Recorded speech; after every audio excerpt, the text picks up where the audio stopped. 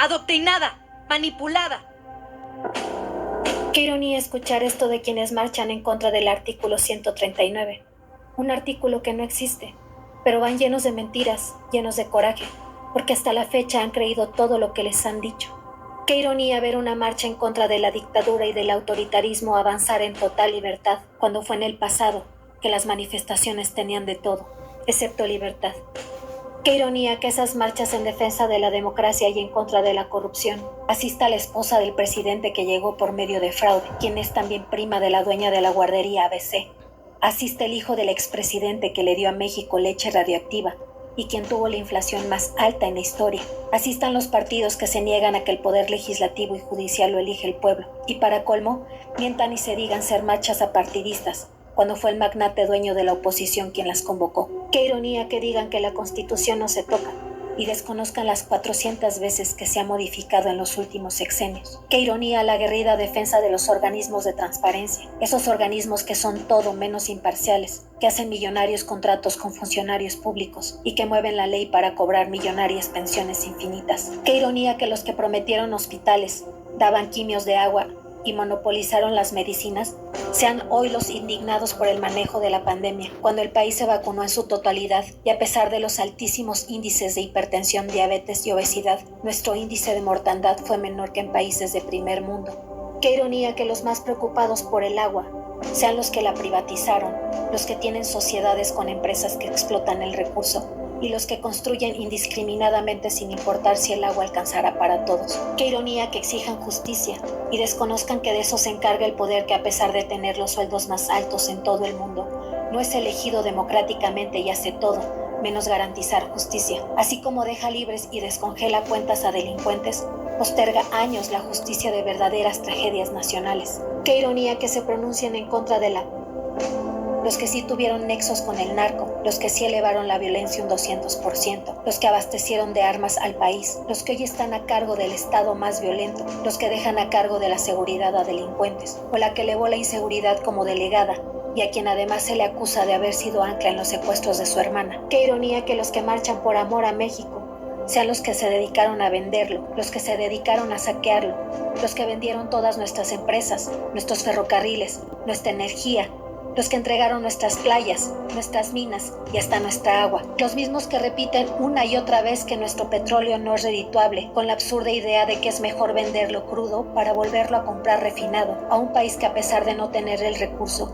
se hace rico explotándolo de otros países. Qué ironía que estos mismos que saquearon al país y no hicieron ni un solo proyecto de desarrollo durante décadas, sean los que se dediquen a desacreditar la recuperación de nuestra aerolínea, la recuperación de nuestra energía, la recuperación de nuestro petróleo, demeritan la creación de 2 aeropuertos, del tren más novedoso del mundo, que genera empleos dignos en las zonas más pobres y olvidadas del país, y la creación del corredor interoceánico, el grandioso proyecto que conecta el Pacífico con el Atlántico y que será el más importante paso comercial internacional, como lo fue el Canal de Panamá. Qué ironía que los que lanzan campañas de ecocidio en contra de la franja del Tren Maya sean los responsables de las verdaderas tragedias ambientales del país. ¿Quiénes dieron los permisos a Calica? ¿Quiénes le permitieron a la empresa minera estadounidense destruir nuestro Caribe mexicano? Más de 30 años devastaron 2.400 hectáreas a cielo abierto, una actividad prohibida en cualquier otro país.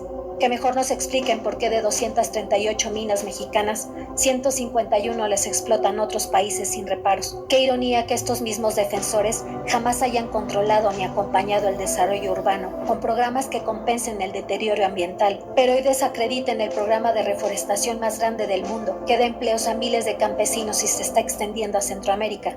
¿Por qué si el medio ambiente les preocupaba, jamás crearon algún programa para la reducción de emisiones? ¿Por qué es hasta el proyecto actual en el que se implementaron medios de transporte no contaminantes, Metrobús, Cablebús, Trolebús, o fue el primero en impulsar el uso de bicicletas con 240 kilómetros de ciclovías, o fue el primero en comenzar con el aprovechamiento de energías limpias, con la creación de la planta solar más grande del mundo? Qué ironía que los que dicen desde hace 6 años que seremos Venezuela sean los que sí devaluaron 300% nuestra moneda, los que de un día para otro aumentaron el IVA del 10 al 15%, los que convirtieron deudas privadas en deuda pública, los que desaparecieron empresas sin importar el masivo desempleo, los que subían centavos al salario y siempre por debajo de la inflación, los que redujeron y privatizaron las pensiones, los que construían millonarias obras inservibles e inconclusas, los que resolvían tragedias con cobijas y proponiendo tandas, los que aún siguen viendo la forma de afectar a los ciudadanos,